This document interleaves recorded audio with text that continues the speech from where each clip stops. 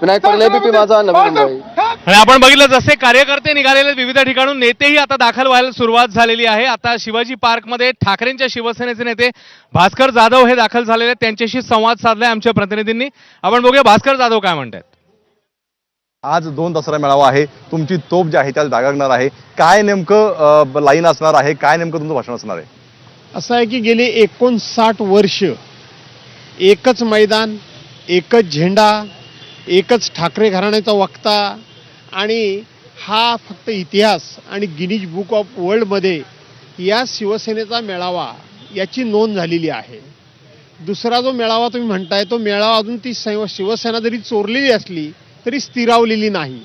कधी आझाद मैदानावर मेळावा, कधी आज ते तिकडे नेस्कोमध्ये मेळावा, कधी त्या बीकेसीमध्ये मेळावा.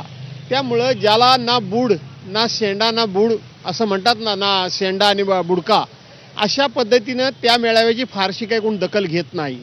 परंतु हिंदू हृदय सम्राट शिवसेना प्रमुख माननीय बाळासाहेब ठाकरे यांनी जो मेळावा सुरू केला दसऱ्याचा, आणि तो मेळावा अव्याहतपणे आमचे पक्षप्रमुख आदरणीय उद्धव बाळासाहेब ठाकरे हा जो चालवतायत त्याची दखल अख्खं जग घेतंय, देश घेतोय तो हा मेळावा. पण खरं तर या मेळाव्याला विशेष महत्त्व आहे, कारण याला मुंबई महानगरपालिका आणि इतर स्थानिक स्वराज्य संस्थांच्या निवडणुकांची झालर आहे. त्यामुळे कसा हा मेळावा असणार, काय नेमकी लाईन असणार आहे?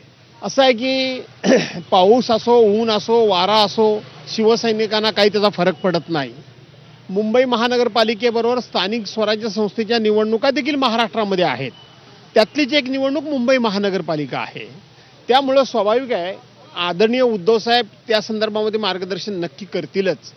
परंतु गेल्या वर्षी हे जे काही महाराष्ट्रामध्ये नवीन सरकार आलं आणि गेल्या वर्षीच केंद्र सरकार आलं, त्या वर्षभरामध्ये अनेक अशा पद्धतीच्या ज्या घटना घडलेल्या आहेत की ह्या सरकारचा नाकर्तेपणा, या सरकारच्या पोकळ घोषणा, या सरकारमध्ये कुठल्याही प्रकारचं नियोजन नाही, हिम्मत नाही, अशा प्रकारच्या अनेक घटना घडलेल्या आहेत. पण ज्या मुंबई तर महानगर ठाकरेंच्या शिवसेनेचे फार ब्रँड नेते भास्कर जाधव यांची प्रतिक्रिया